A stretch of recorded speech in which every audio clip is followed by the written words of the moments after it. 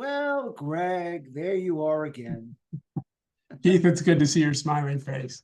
It must Yeah, be Tuesday. it must be Tuesday. It must be Tuesday. Love our Tuesdays. Yes. So, how was I your look week? forward to it. It's been good.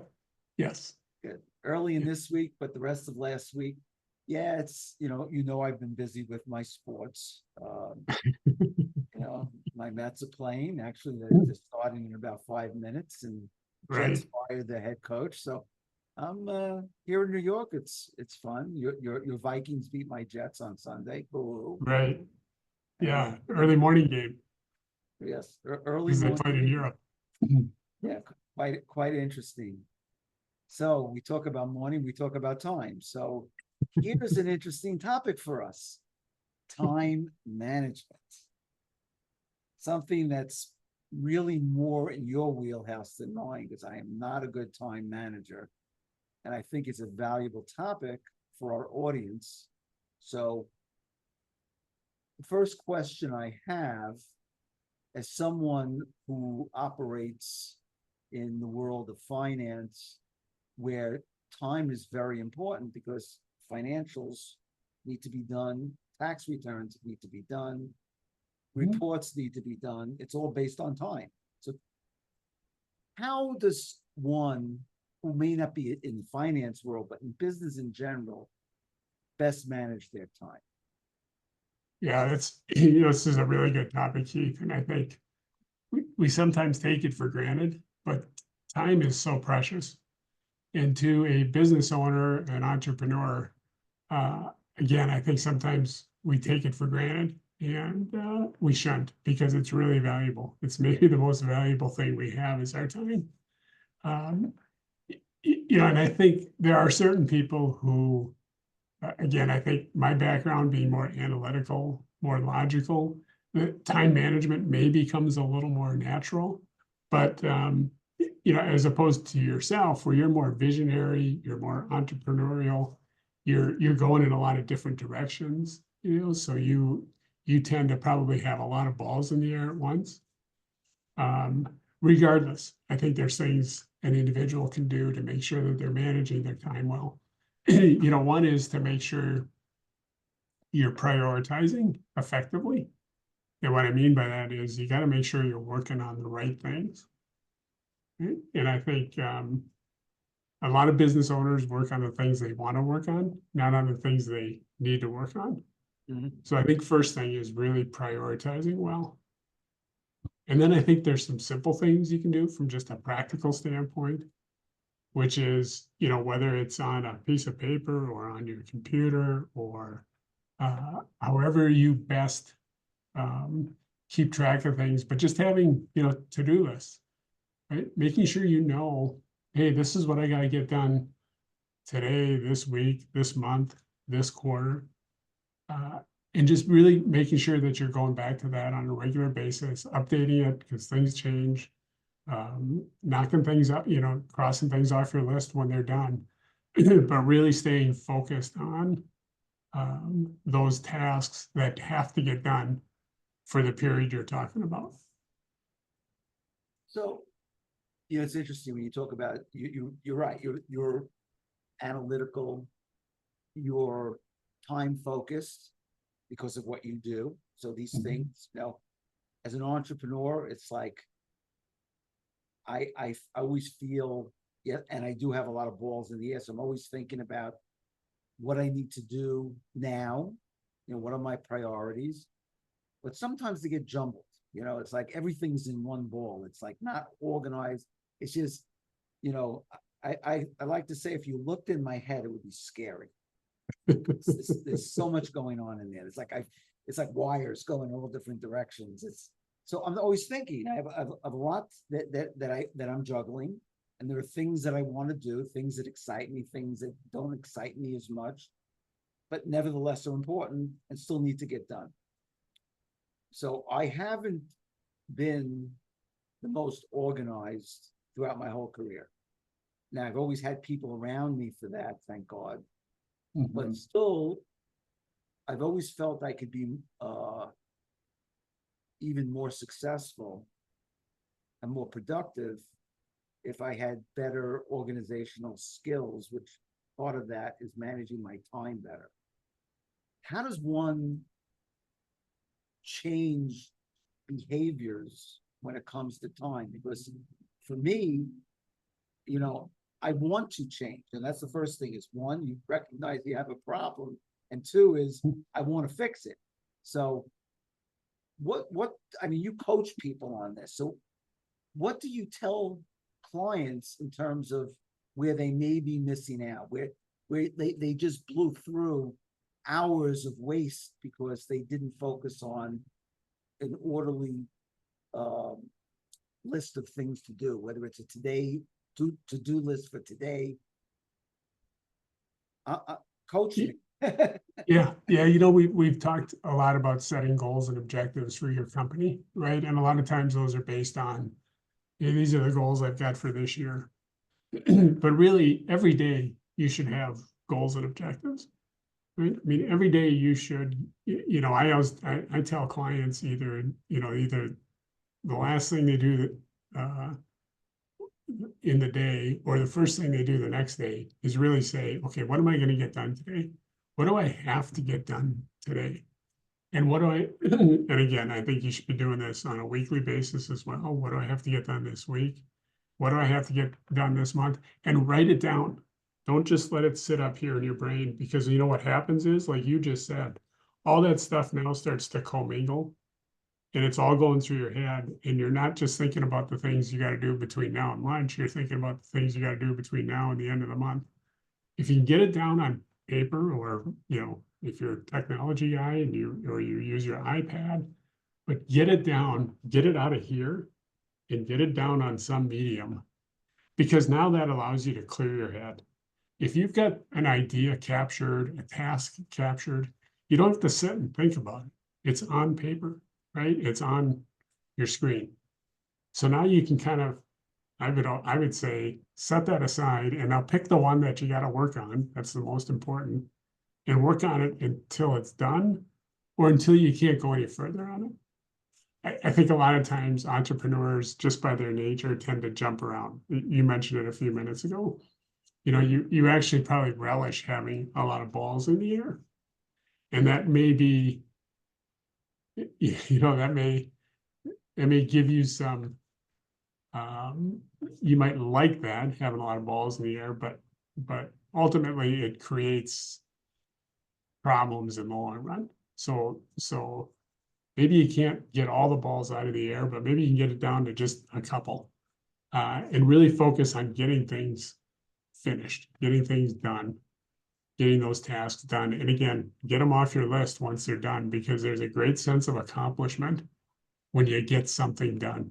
And you can say, hey, I got that report done. Or, you know what, I read through that sales training manual, or I was able to review those financial statements with my CFO, whatever it is, get it done. And then make sure that as you're getting those tasks done, if they're creating more action items, you're getting those captured as well. So an interesting thing happened for me when it comes to organization. I've used like every tool, because I'm very, digital savvy. So I always like little gadgets. But I found probably around 6 months ago, I started to leave a pad by my computer. And what I do is I now make a list of anything that comes to mind. Some of the tasks are repetitive. I do it every week. But nevertheless, it just goes down. And when I complete it, I either check it or cross it out. Somehow it's more effective than me having to go to some digital tool, because I can just look right and there's my list. Yeah, so I agree. So and that's old school, but again, old school sometimes becomes new school, because I do jump around. I'll go from task to task, and like I don't know if it's just boredom. It's I don't want to continue on this. Let me get back to this task that I love, and I really enjoy creative work. So I like to write, and I like to create ads and things like that. I mean, stuff that a lot of salespeople don't do. So I'm not just a sales guy, I'm a sales and marketing guy.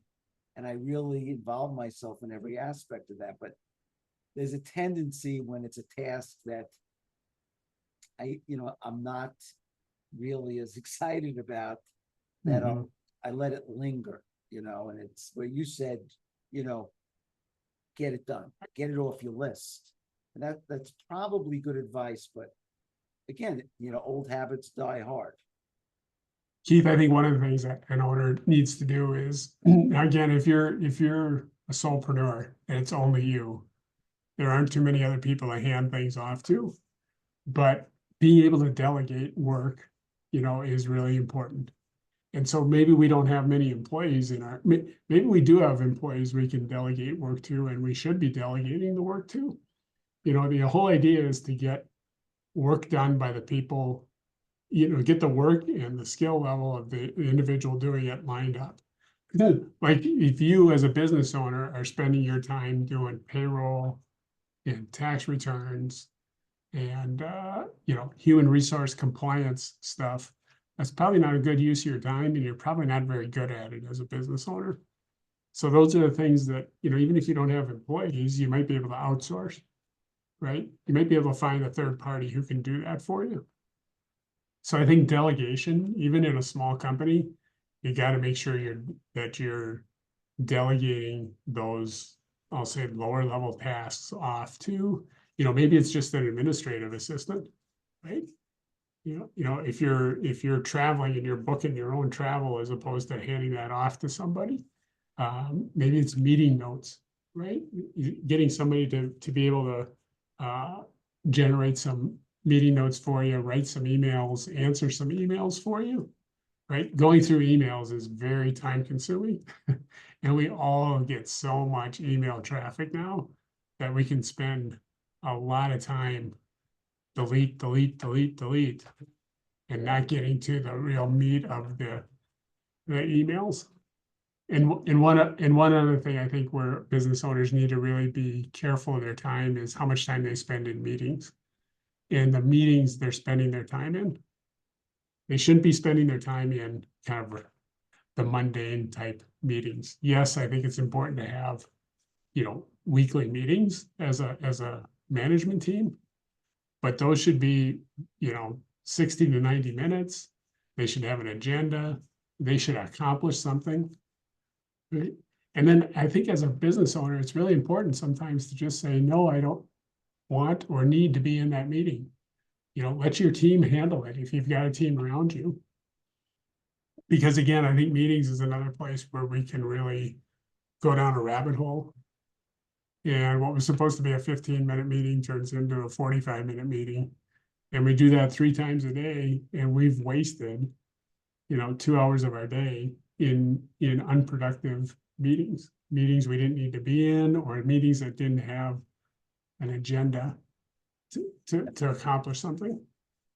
So really what you're talking about is having organizational skills that you could be a great business person, entrepreneur, but not be very good at organizing your activities. You want to be involved in everything because it's your business, but you can't. And that's right. Maybe you're not good at delegating. And that's sometimes, I've had that problem. It's micromanaging, because you feel like if I'm not doing it, then it won't get done as well, or it won't get done, it's so counterintuitive when it comes to managing a business, because time management has to do with your own time, and how you manage your time is how you're going to train your people to manage their time. So, right. There are people, like yourself, who this is why some people have skills that they are able to monetize as a coach. And this is an area you're talking about: operations, you're talking about finance, you're talking about, customer service. There are companies that have it down to such a science. Okay. Like even a customer service call, how long it should take. Yeah. They break down the communication, what part of that should be a digital communication versus, a voice communication. So, but those companies have a lot of money. So it's, what does the small entrepreneur do? Okay, that's really, that is juggling, like you said, a lot of balls, and he or she is like overwhelmed. Yeah, and Keith, I don't want to leave the impression either that we want to create a boot camp environment either, because sometimes some of the kind of discussions that come out throughout the day with coworkers, if they're talking about work, are really valuable. Because sometimes that's where the ideas get generated. Sometimes that's where you find some of the nuggets, right? Sometimes that's where some of the aha moments happen, is when 2, 3, 4 employees are having a discussion about an issue. So I'm not suggesting that isn't valuable time. It is. But again, you can't let that time get away from you so much that, now you've spent an hour or two in that meeting. Again, as a business owner, you've spent that time in that meeting. You're never going to get that time back, right? And did you really need to be there? Was it really critical for you to be there, and to be there for the whole entire meeting? I had an individual I worked for many years ago who, you know what, he would come in for the first 10 minutes of the meeting and the last 10 minutes. And the rest of the time he would leave, and he'd let his team kind of address the issue. So he kind of did an introduction and a conclusion, but he wasn't there for the middle of it, and that freed up a lot of time for him. Now, this was a big company, so I understood why he did it, and he had a team he was confident and could delegate, but he wanted to be heard on the front end, and he wanted to hear kind of how things wrapped up on the back end. Interesting. So how granular should a business owner get? And now we're assuming a business owner who's running a company that's not just he or she as the sole proprietor. Talking about people actually running a business that may have, multiple locations. They may have multiple employees, multiple departments. I think that's where these problems become exacerbated, because time is so valuable. And if you have a bunch of people that aren't like rowing in the same direction, all of them are wasting time. So the amount of production and efficiencies have got to suffer. I think it's really important for business owners in that situation to make sure they're communicating clearly their expectations of their organization, communicating their values, because if you can communicate your values to your employees, then there's a lot of times where they know then how to handle a certain situation, and they don't need to come running to Mr. and Mrs. Business Owner to say, hey, I've got this situation, how should I handle it? If they understand your values, like if one of your values is, the customer is right no matter what. Okay.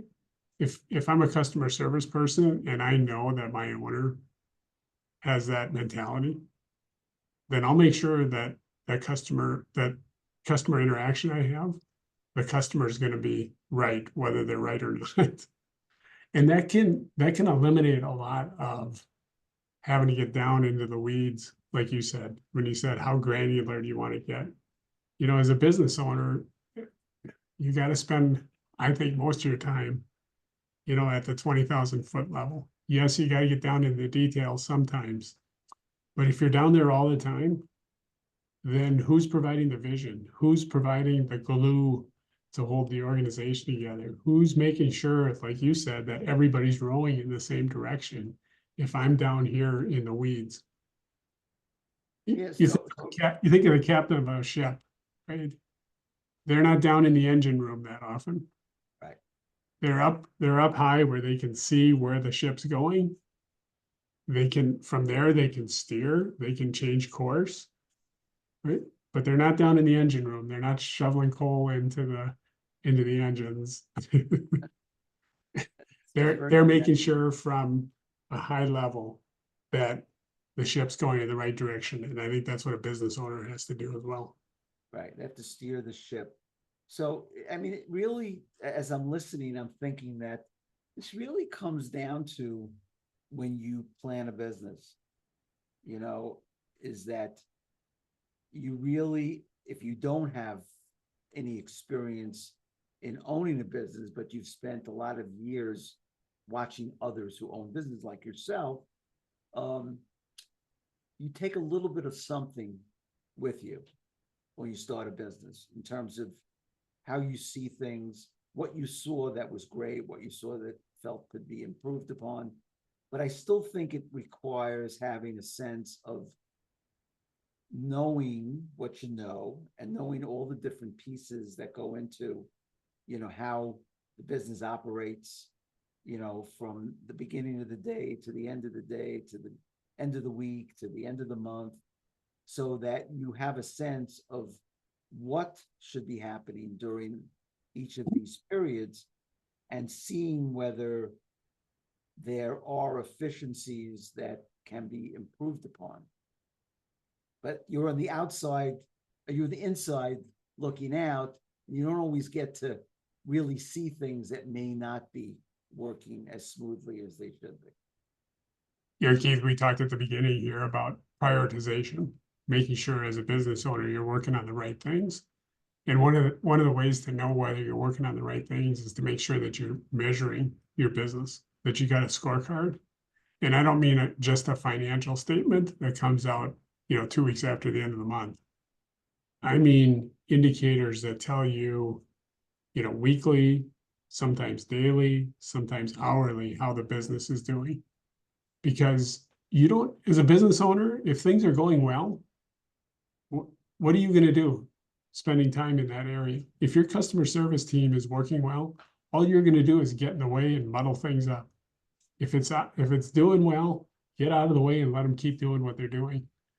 But if your manufacturing floor is tripping over each other and you can't get a quality product out the door, you better be spending some time understanding what's going on and how they're going to fix it.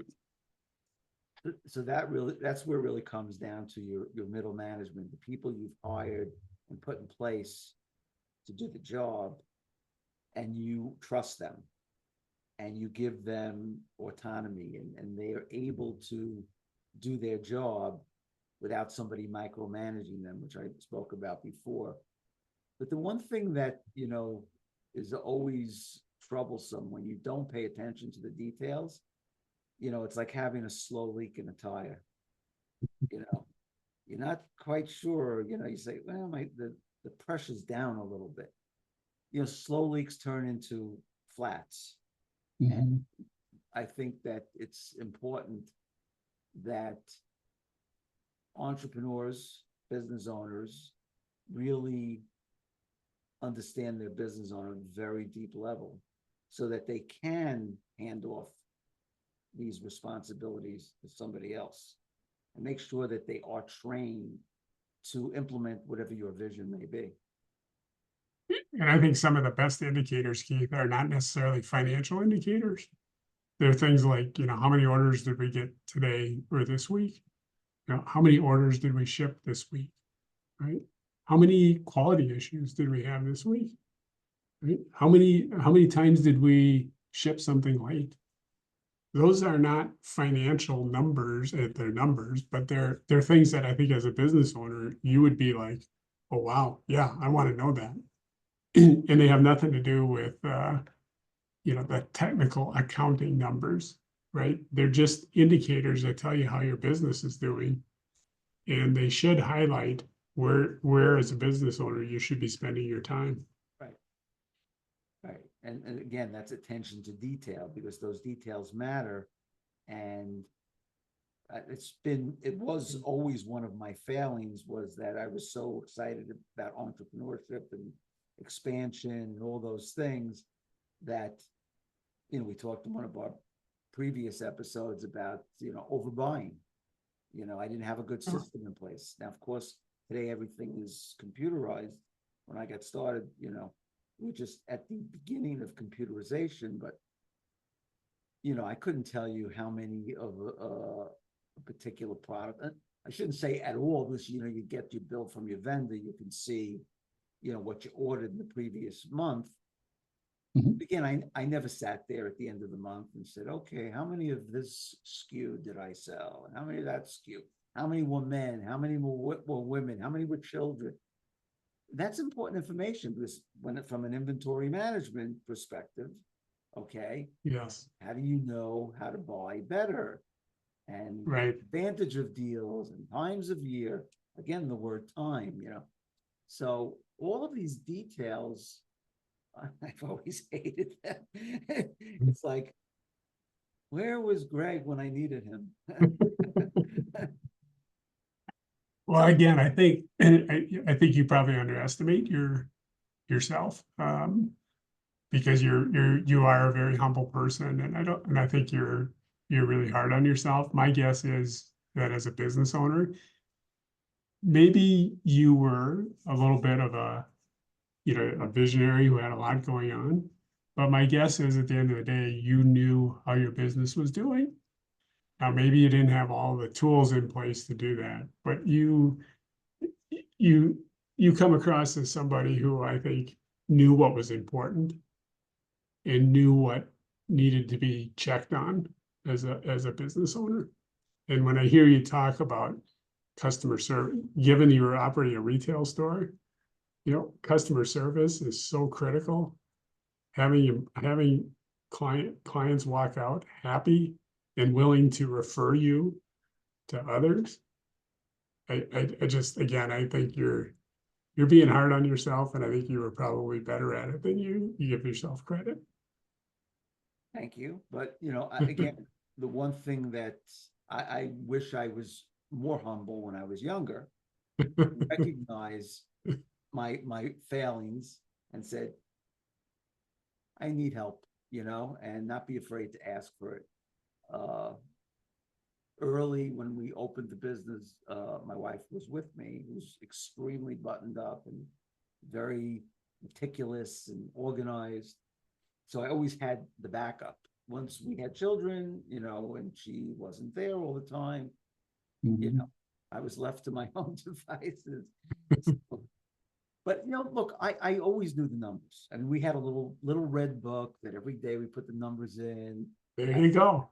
I knew what we did, last year, the same day. We put the weather in as well, so we knew if there was a weather fluctuation. Why did we do this? And of course, I drove myself crazy if the numbers were down. So yeah, no, I was definitely into the numbers, but I wasn't into the details of the numbers. Yeah. Okay, did I make money last month? Well, I knew if I made money because at the end of the month, when I didn't have the money for the rent, so I was going to be late to the landlord, obviously I didn't plan properly. Maybe again, last month I overbought. So the bills we paid was that, I didn't have enough for a rainy day when it's like, okay, again, this has to do with cash management. I mean, there's so many little things that go into being a business owner that no one teaches you in school. Right. You don't know. You can go to Harvard, you can go to MIT, you go to the best business schools. I'm not even sure what are the best business schools. I mean, whatever they may be. You don't learn all this, daily focus operations. You may learn it from a book perspective, but not from a real life experience. I was just going to say, Keith, when we educate people, we educate people around sort of topics, right? And like you said, probably one day you'd cover cash management, another day you'd cover sales, another day you'd cover operations. But what you're talking about as a business owner is taking all those things and now how do they integrate together? And then how do I juggle things like, hey, I'm having a cash flow issue on one hand, and I need to buy more inventory on the other hand. That is something that gets challenging, right? And it does take experience, I think, in having gone through those kind of situations before, as opposed to going to a textbook and saying, I think the answer's in here someplace. It probably isn't. You probably have to rely on your experience, understanding gaining knowledge of the situation, and then making the best decision possible for the business. Yeah, it's like I said, you can't teach experience. It's Right. something that comes but it doesn't mean you shouldn't read. Today you have Absolutely. an enormous amount of content online, videos, webinars, all for free that you could take advantage of. So, I love to learn. So, I don't mind learning something, but I look to then implement into my daily focus so that Yeah. I'm seeing if what they've said works. To go back to the time issue, I tend to watch, I think I might have mentioned to you, Gary Vaynerchuk, also known as Gary V. He's a brilliant marketing guy, he's a real entrepreneur. He owns VaynerMedia, Vayner Sports. He's global, 2,000 employees. I mean, he's a lot of fun. He gives away all his information for free. He gives it away. But the one thing he said about meetings, he goes, I never do more than 15-minute meetings, sometimes even 10. Wow. Most of the meetings, if there's too much BS, talking about all kinds of stuff. Yeah. Is Well, not relevant. the guy I worked for again a long time ago said meetings are the places where nothing gets done. Yeah. Everybody just talks, right? And there's no work going on. Yeah, Now, 'cause I think you need no meeting, you agenda, need no meeting. communication, right? You need good communication. But a lot of people spending a lot of time in meetings starts to be wasteful. No question. And we could do a whole, podcast, Keith, on running a meeting. I mean, that takes some skill set as well to run an effective meeting. It does. We're not going to do that here Starts with- today, but just know as a business owner, I think you should really have your antenna up about how much time you're spending in meetings and what's going on in them. And it starts with an agenda, a tight agenda, not like something Yes. 50,000-foot view. Something Yes. that says as a specific, we need to get this done. How do we do it? What's the steps for that, And I'm not going to say I'm the best because I like to talk. So I basically, I could make a 15-minute meeting last an hour. Just, you and I get started. It's like we start talking about sports. Before 15 minutes have gone by and it's like, okay. So I think this is a great topic. I think it's critical for entrepreneurs to understand that a business is a sum of many parts, and how you run your business goes a long way to how successful you're going to be. So what would you say the best advice you can give somebody in terms of time management as we end our session here? Yeah, I think it starts with, again, prioritization, making sure you're working on the right things. And then I think the second thing is make sure that you have a process for managing your time. Write down tasks, right? Use a calendar. Treat your time as valuable as it really is, right? Like treat your time the way you would treat, a gold bar. I mean, right? Treat it like be very selfish about your time and how you give it out. And that doesn't mean you sit in your office with the door closed. That means you're really thoughtful about how you're spending your time, and not kind of, I think as a business owner, you need to run your day, not let the day run you. And I've seen a lot of business owners where that's what happens, is they're constantly running from one meeting to another. They're not in control of their day. The day is controlling them. And it doesn't have to be that way. Take control of your day. Be very, like you said, be very selfish of your time and how you let that time out to others and on the task that you're working on. Thank you. This was really good, very insightful. And until next Tuesday, we can now say goodbye. Good topic. Thanks, Keith. Yeah, thanks.